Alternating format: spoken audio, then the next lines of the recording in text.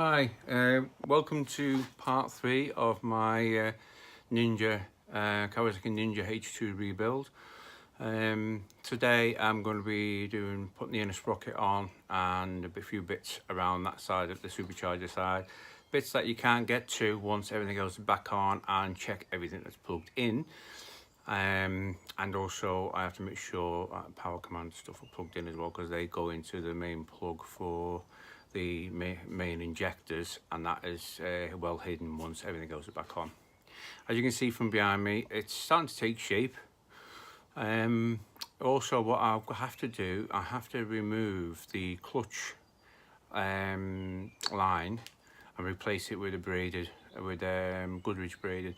Partly because the thumb brake I'm fitting on, the way the line is fitted, it hampers where the thumb brake can go. So I am using different ends. I'm using the builder line system, which to be honest with you is very, very good. Never had a leak from any of them at all. Very, very good system. You can change whatever ends you want to whatever styles and angles or whatever, and play about. And then I suppose if you want a proper line made, then you can send that line off and say I want one exactly the same as that. So I've got some bits coming for that, but I might be able to just take all that off as well while I can at the moment.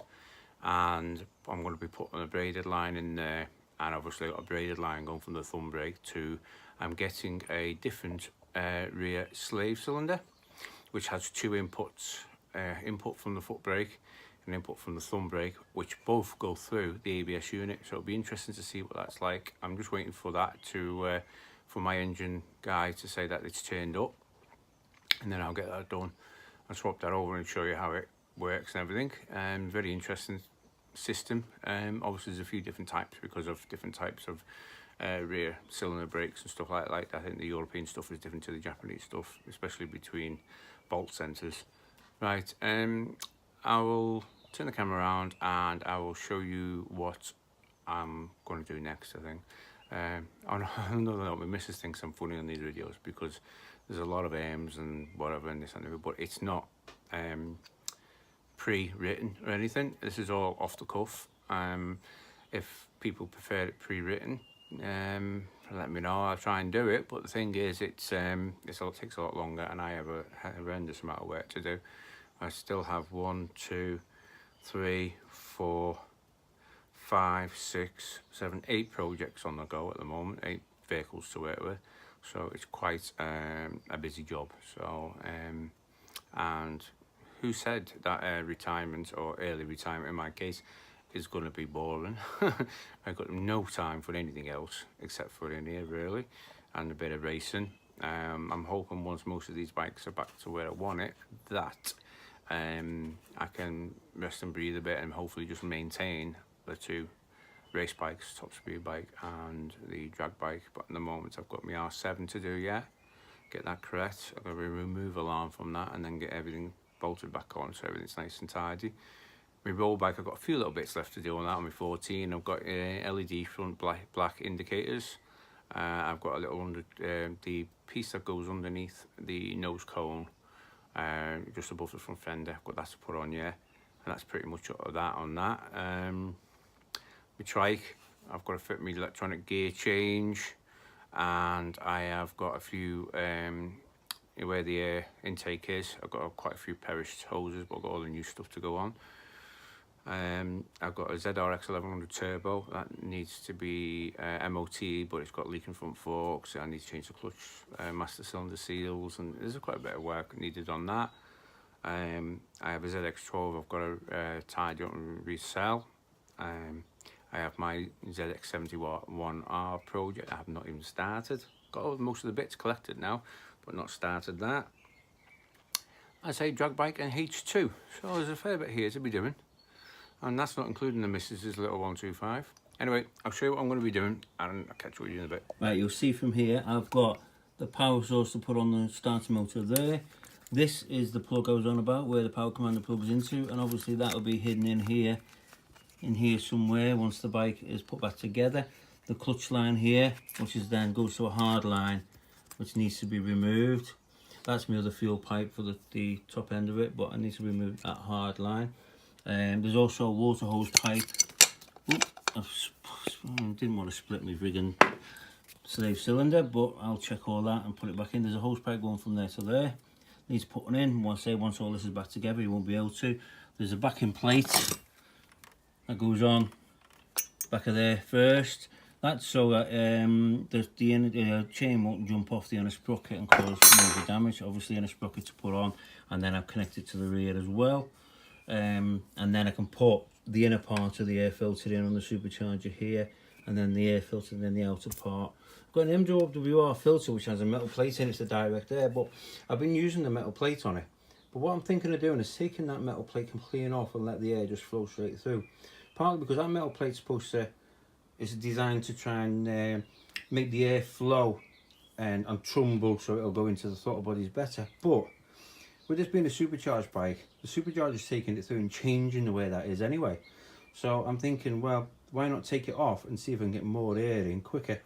So I thought, so I'm going to try it and see how we get on and go from there. But that's what I'm going to start off with, and I'll get back to you in a bit when I've decided what else I'm going to do.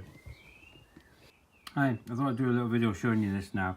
This is a 19 tooth rear sprocket, inner sprocket, and as you can see from there when the chain's on, that is so close to it's like a protection guide, right? And that guide is stop the chain if it comes loose jumping off and damaging all your casing and that. Now that's a 19th, that's the biggest you could probably get on without you start touching. I suppose if you really wanted to be unsafe, you could probably take that off and go bigger, but I wouldn't advise it because this is so close here to your water pump. No, I really wouldn't. And also the side stand is held on by 2 bolts that go into the engine and a nut and bolt that will go through the frame there at the back there, both 14mm. Inversely, that is 145 Newton meters torque on that. Also, this is the gear position sensor switch sensor that goes in there.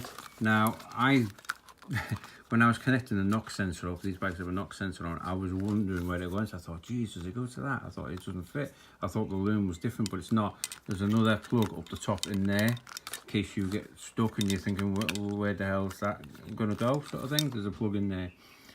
This, I think, is from what I disconnected on is the exhaust valve or the oxygen sensor. It's one or two of the other. It's not in use on my bike at the moment. Because I've took the hard lines off from the clutch, I can take this off now, this bracket, because that bracket was just to hold the block bit where the hard line goes into the braided line. But because I'm going to be using braided line, I can take that off now, so that won't get in the way, and we can just leave that to one side. So I'm going to put the hose pipe on here, probably next, then the clutch slave cylinder on with my electronic gear change solenoid, which has got bracketry like that, which then goes on, bolts on with the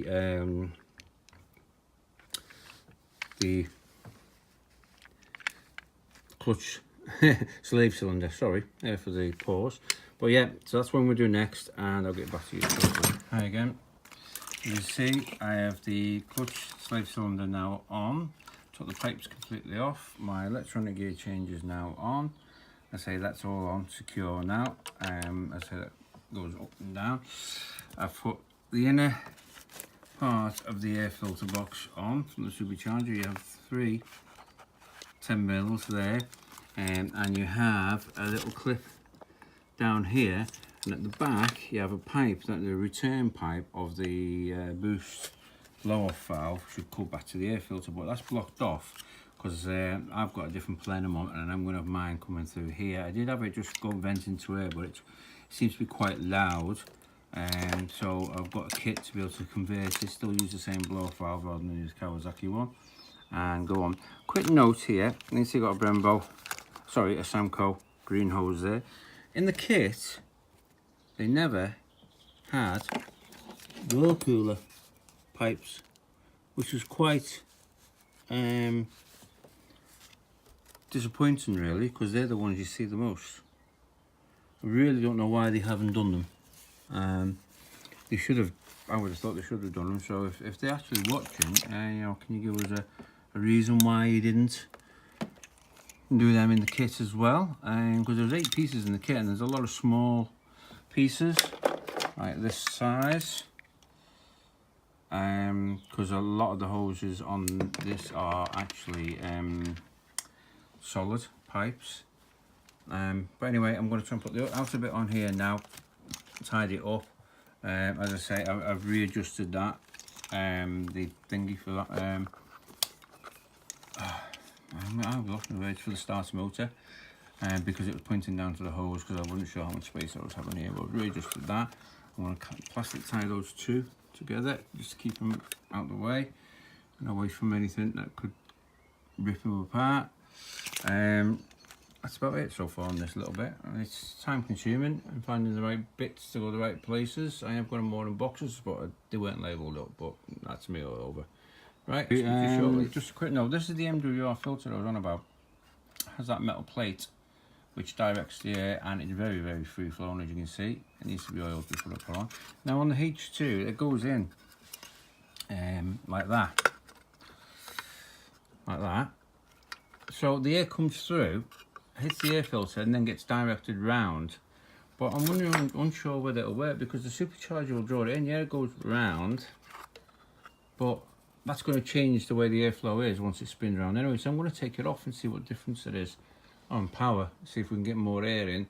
It might be one of the reasons why it felt like it was a little bit strangulated at the top end, but it might be because we don't really need that plate. So we're going to go and see how it works anyway. So I will obviously at the end of it, when we're running on the dyno, we'll have a bit of an idea if it's improved or not. Right, I'm going to have to stop for the night. It's getting, it's 8 o'clock now. Well, what I've done is plenum, base plate of the plenum has gone on. A lot of the wiring has gone through. That's all my electronic gear change stuff. I will tidy that up once again. We're just routing it through to see where everything go. Obviously that's going to have to go in the earth. There, they go through to the back.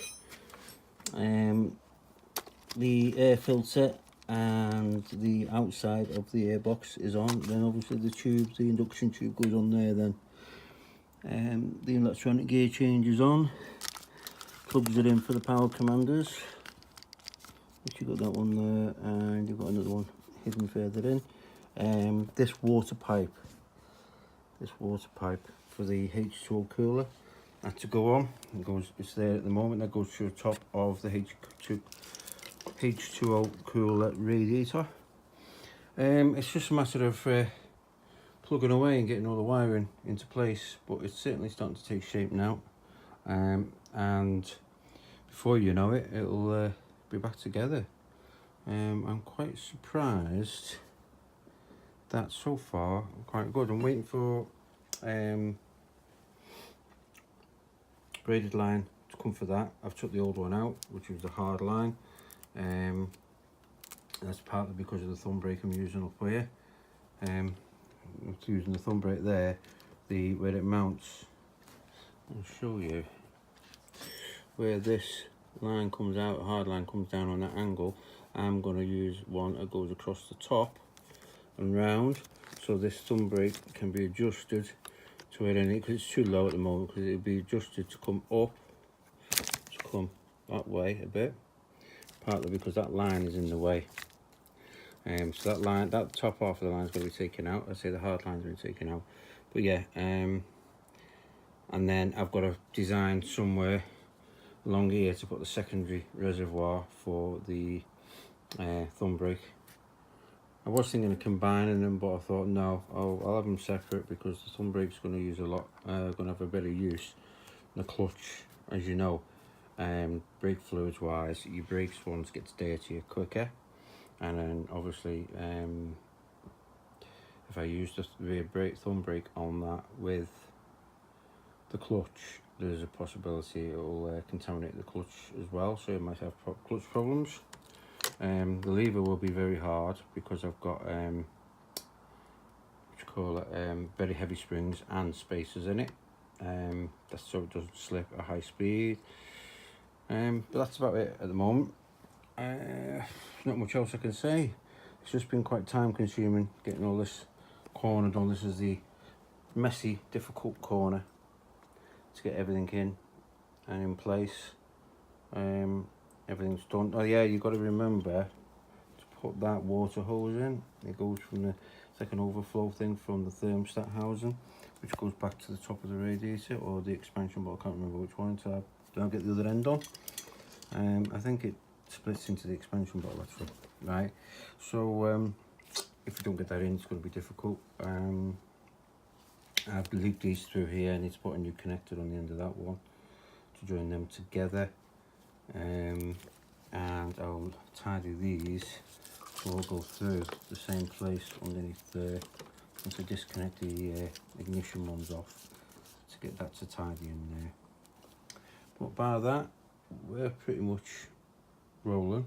On the H2O cooler, there's been an additional pieces to put on here to help with airflow, and I think it's mainly for top end. So yeah, they've sent me them free of charge to put on, so I'll put them on now.